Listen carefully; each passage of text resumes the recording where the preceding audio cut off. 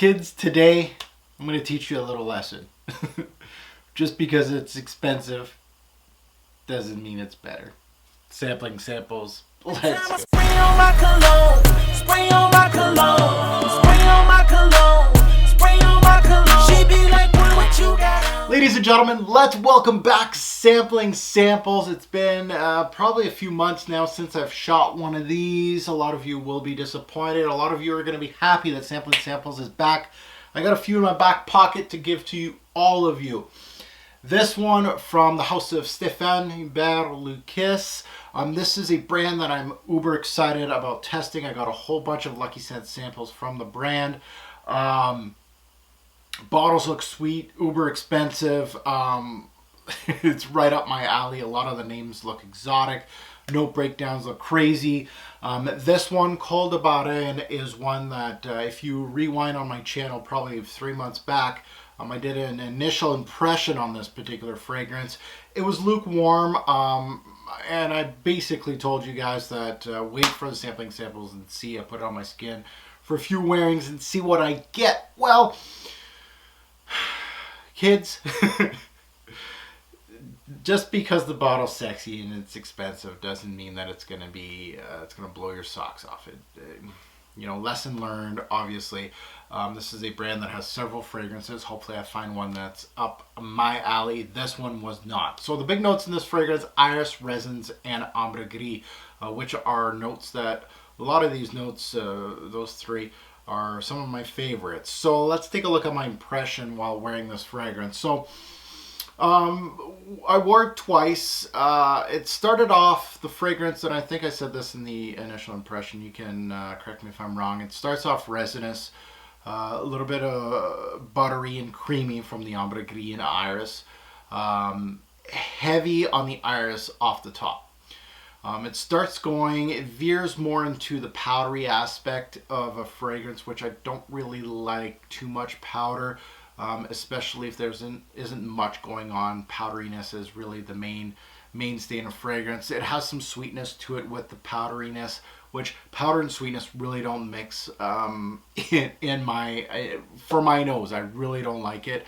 It almost smelled like baby powder in my opinion, which too much of that really doesn't appeal to me.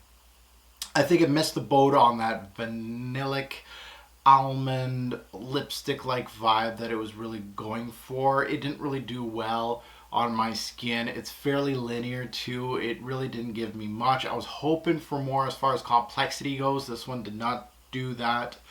Don't get me wrong, perhaps with more wearings the scent would show me more. However, I could not get past that powdery sweetness of this scent. It is a nutty powdery scent with hints of violets with a huge kind of iris makeup like vibe.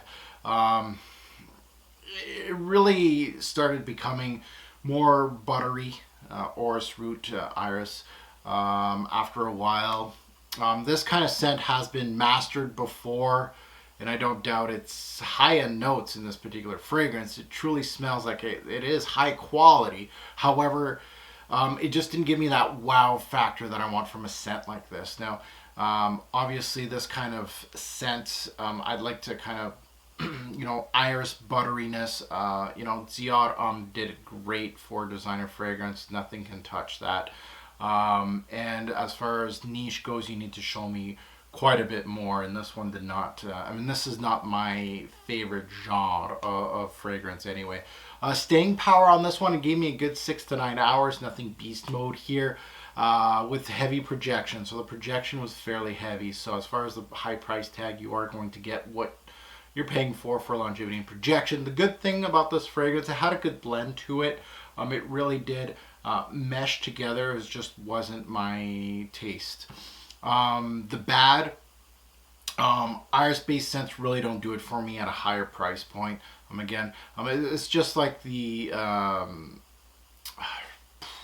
clean fragrances. Clean fragrances, I have a hard time purchasing them because, Mugler Cologne did it right. Prada did, high-end cleanness. There's no reason for me to go buy something unless you're really wowing me. for $200-300, and this just isn't doing it. My final take, bottle worthy, another sample or a pass. This is fairly easy. This is a pass for me, guys. And that goes to a star rating, 1 being junk, 5 being amazing. This fragrance is my first fragrance from the brand, my first sniff from the brand. We're not starting on a good foot right now. It is a 2-star fragrance out of 5 for me. Pass worthy. It really isn't something that it has a cool name, looks great, note breakdown looked great. It just didn't work on my skin, unfortunately. So Khol de Bahrein, see you later. 2-star rating. You guys, you know what to do in the comments below. Let me know what you think of this fragrance, this house. What I should be checking out from this house. Again, I got the whole kit of samples here just waiting for me to dive in. So maybe there's something that's a little more my taste. But this one, 2-star. Thank you for watching. Have a good one.